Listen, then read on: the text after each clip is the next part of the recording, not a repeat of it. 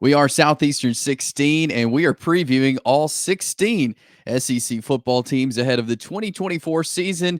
And it is the Missouri Tigers' turn as we'll take some time to preview the Tigers heading into 2024. As Gabe DeArmond will join us from PowerMizzou.com as he covers the Tigers. Before we dive into Missouri, got to remind you about Bet Online, the world's most trusted betting platform and your number one source for everything online sports betting.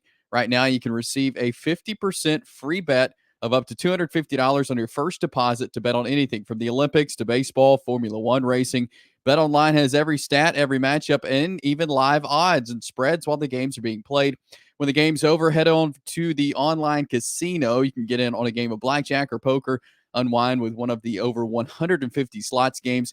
Head over to the website today to get in on the action. Use promo code BELIEVE, BLEAV, for your 50% free bet credit on your first deposit of up to $250. That is promo code BELIEVE, BLEAV.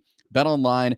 The game starts here. So, Gabe, we think back to last year, and I go back to the beginning of the season. We didn't quite know the outsiders. I guess maybe you guys close to the program kind of knew what was coming, but I mean, I saw the extension for Eli Drinkwitz. I said, well, maybe this the administration has a lot of faith in what he's doing, and there was some talk about could he be on the hot seat and everything going into last year, and then we saw. So I'm guessing that was not kind of expected what happened last year with Missouri.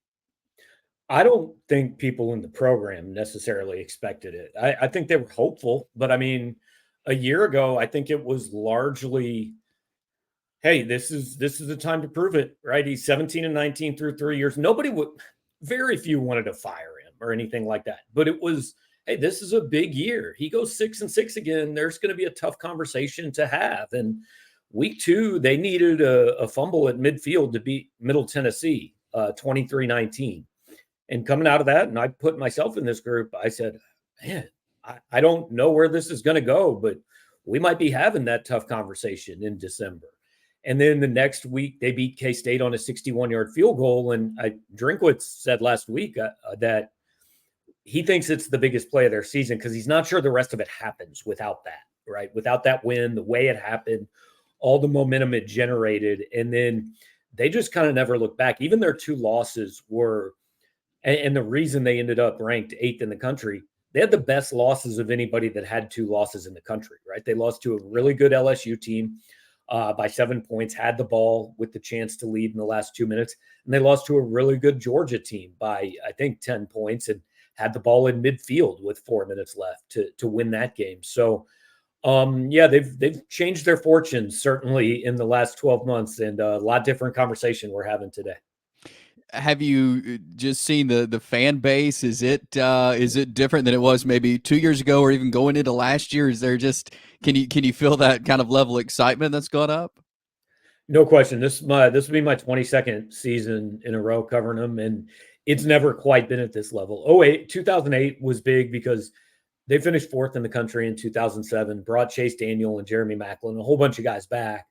And there was a lot of excitement. But the difference then was you still had to get in the top 2, right, to have a chance to win something big. Like, if you lost a game, it was over. Missouri lost in that season. They lost 28-23 to Oklahoma State in week 7. And that was it. Everybody just said, well, we're done. Like, yeah, you can go have a nice year and you can play in a good bowl game and all that, but you can't win the whole thing. Now, 12 teams are getting in, and probably 4 of them at least are going to be from the SEC. So even if you say go lose to Texas A&M in week 5 or you lose at Alabama, none of your goals are off the table. And I think that's the best argument for this 12-team playoff, right? I've seen a few people argue against it, and I just don't understand it. You're going from 8 fan bases that have hope to you're going to get to early to mid-November, and there are going to be 30, 35 teams that still think they can win this thing. Yeah, and it's going to be fun. Looking at Missouri, and we'll start on offense, and I want to start with a guy who I'm so impressed with, Brady Cook, and his play at quarterback. He won the job going into last year, had a great year, is the guy again this year. What is it about Brady Cook that stands out to you that the folks around Missouri like about this guy? Well, in the era of, and I don't mean to say this as insultingly as it probably sounds. But in an era where it's so easy to quit and to give up and to go find a different place, Brady spent 2 years with everybody trying to replace him, and that includes his head coach. His head coach was on the transfer trail just looking for anybody with an arm 2 years ago.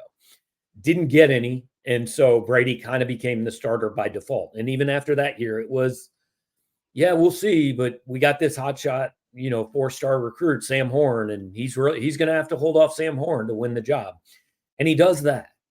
And he just goes out, and nobody ever thought this kid could have the year he had last year, except maybe him, right? But his toughness, and he's done it through injuries. I mean, 2 years ago, he played 10 and a half games with a separated shoulder.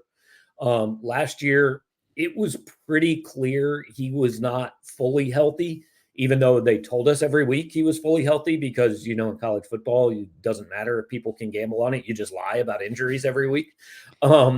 So I think it's the toughness more than anything else. And the thing about Brady, he said one of the best quotes I've ever gotten after that Kansas State game. There had been some grumbles, and whether there were actual boos or not is still a sore subject with Missouri fans. But it was clear not everybody was on board with him, and he played a hell of a game against K-State.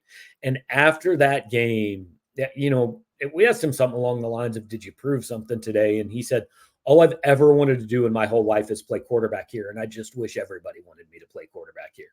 And now they all do. And it's really, I mean, I covered Cody Schrader's story, so it's hard to top that, right? But outside of Cody Schrader, this is about as good as I've seen.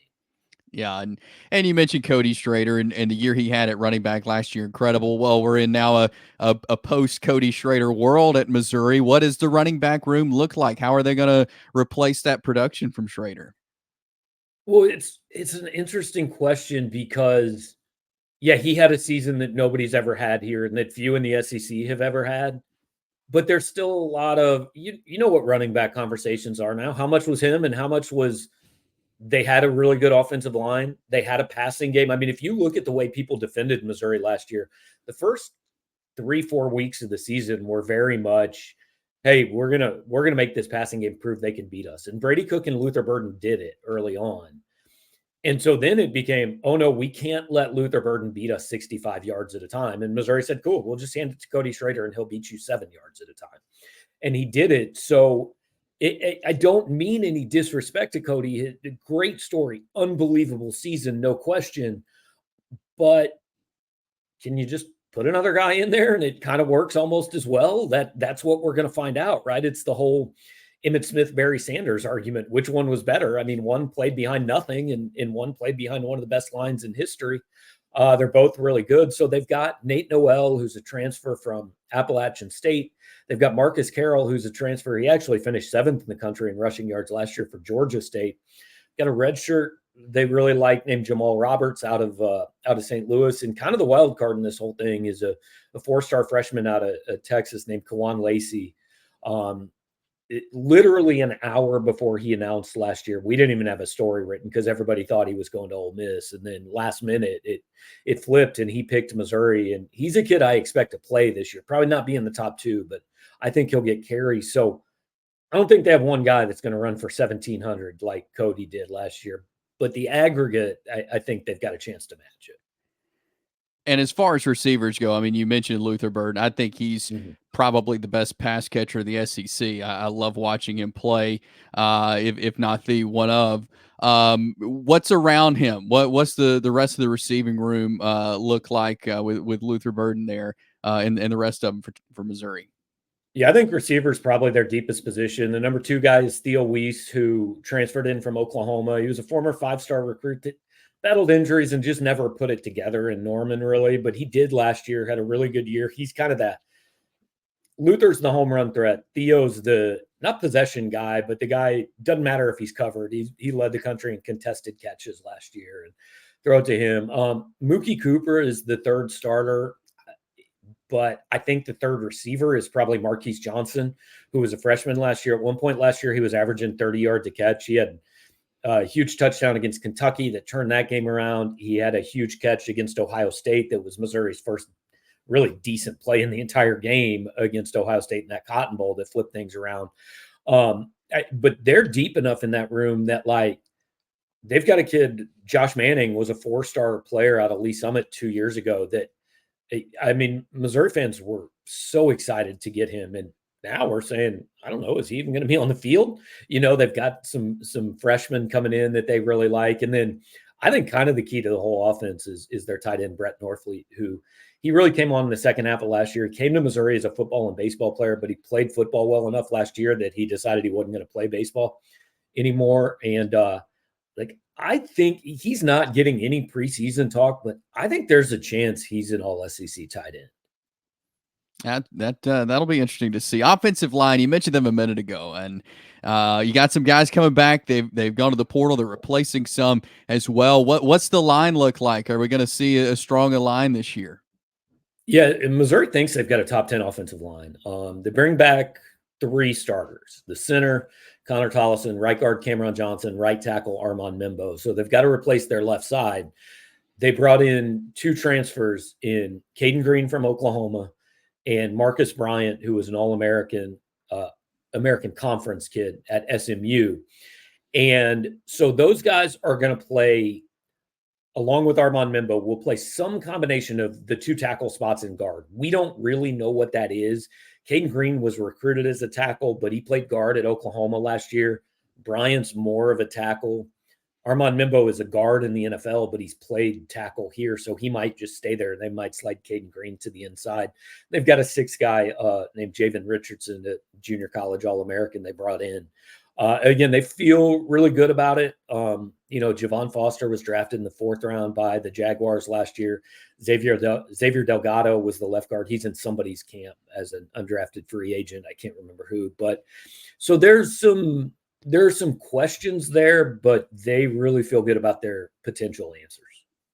Want to flip over to the defensive side of the ball now, and I think this is a side that's got a lot of questions. New defensive coordinators.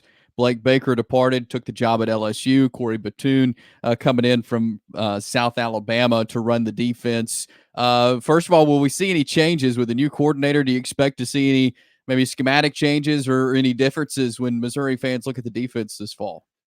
Not really. I mean, everybody has their twist, right? But when Blake took the job, he was taking over for Steve Wilkes, and Missouri's defense had been an absolute train wreck for a year and a half.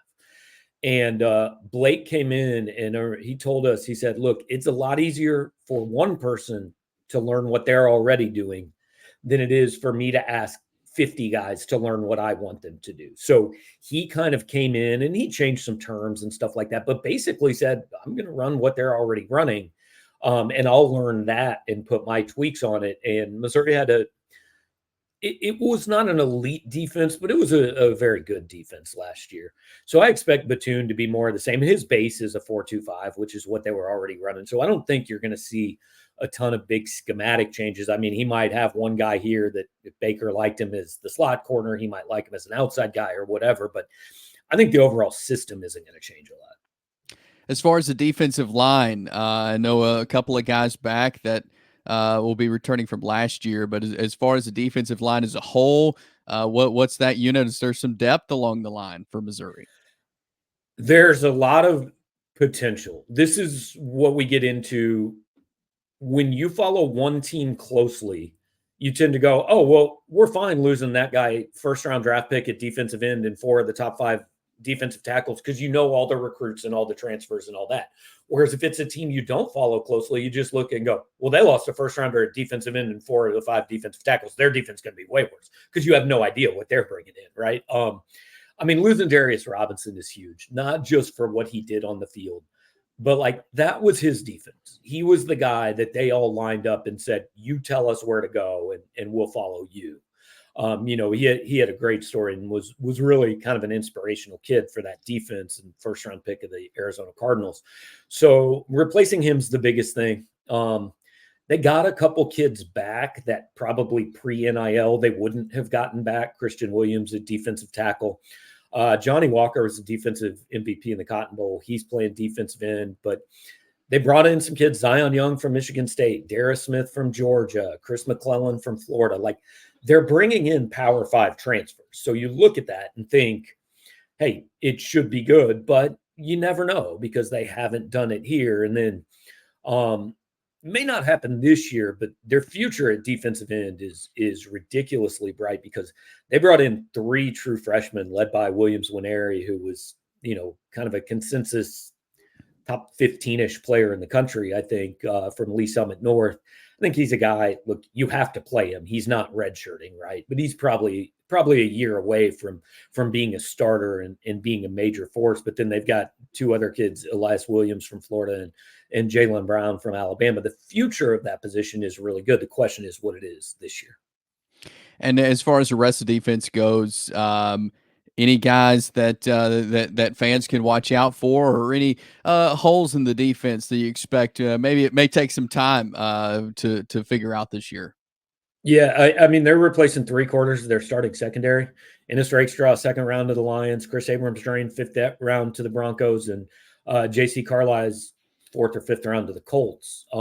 So got to replace 3/4 of the secondary, which is not easy to do. Tyron Hopper also was drafted in the 3rd round by the Green Bay Packers. So there's a lot of new faces. Now, the good part for Missouri here is they have a pretty established offense, and they have a schedule that really allows the month of September to mostly be glorified scrimmages. I mean, I know that's dangerous to say, right? Could Boston College or Vanderbilt come in here and win? Sure, they could.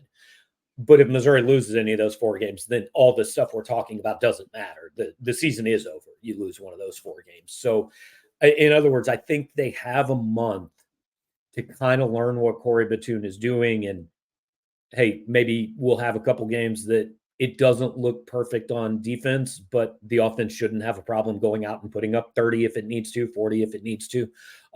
So I think really the key for the defense is you got to be good by October 5th in College Station. You don't have to be good by August 29th against Murray State. Yeah. And talking special teams, new kicker Blake Craig will be stepping in. And I know Harrison Mavis had a great career kicking the ball there at Missouri. And so what's the special teams looking like this year? Yeah, it's a question, no doubt. I mean, Mevis was weird. His first 2 years, he was as good as anything I've ever seen. I think he missed 1 kick. And then his last 2 years, he actually missed a lot more. But boy, when you needed one, he usually made it, especially, like I said, the 61-yarder against K-State. It was almost like the further he got from the uprights, the better a kicker he was, which was a little weird. But then punter, they went back and forth between 2 guys last year, brought in another transfer this year, weren't real happy with the punting game last year, so we'll see there. Punt returns, Luther Burden did it some, but man, he was an adventure there, and I think made a lot of people really nervous. So I'm not sure ideally that he's the guy they have back there. I think they just let him focus on receiver. So there are some questions, and special teams is the part of the game where nobody ever thinks about it until you're forced to think about it, right? Yeah. Oh, wait, we just lost a game because we can't make a field goal. Maybe should have seen that coming back in August. And just kind of looking at the team as a whole heading into the 24 season. I mean, Missouri, I feel like, is in a different position than normal where, instead of being the team going out and trying to beat everybody else, well, that's them this year. Teams are going in to play Missouri wanting to ruin their chances at a playoff. How do you think that team handles that? Are they ready for that, you think? That's what we're going to find out. I mean, they've said all the right things, but it's not hard to say all the right things, especially when you spend a flight from Columbia to Dallas with the sports information director saying, all right, here's what they're going to ask you and here's what you need to say to it, right? Talk doesn't really matter at all. Like you said, I mean, last year, Kansas State came to Columbia thinking, hey, we waxed these guys last year, and yeah, we know they're fired up, but we think we're better. And Missouri caught Kansas State off guard. Then I think they caught LSU a little off guard. They caught Tennessee off guard.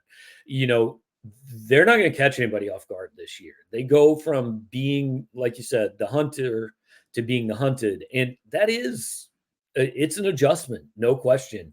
We talk all the time, right? These are 19 and 20-year-old kids. Like, what you did last week doesn't matter because they could come out next week and be completely different human beings. You just don't know what's going to happen. So what you did last year kind of doesn't matter. I mean, the schedule sets up for them.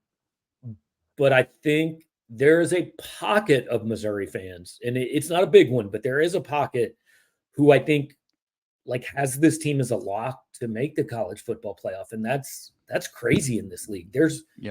There are two teams in this league who I think you can say the season's a failure if they don't make it, but I don't think Kirby Smart thinks Georgia's a lock to get there. This league's too tough, man. I mean, there are weird things that nobody last year thought Missouri was going 11-2, right? So if you just say, well, yeah, of course we're going to beat Auburn. Well, I mean, maybe you'll be favored, but that doesn't mean anything come, week 6. Yeah, it should be fun, and you can get all the Missouri information you need there, powermizzou.com. Gabe DeArmond helping us preview the Missouri Tigers. Gabe, really appreciate you hopping on, talking some Missouri football. We will have to do it again soon, but thanks for your time today. Yeah, hey, I remember the good old days when it was just Southeastern 14 that I would come on. So, appreciate you guys having me. Absolutely. We got you covered on all 16 SEC teams here on Southeastern 16.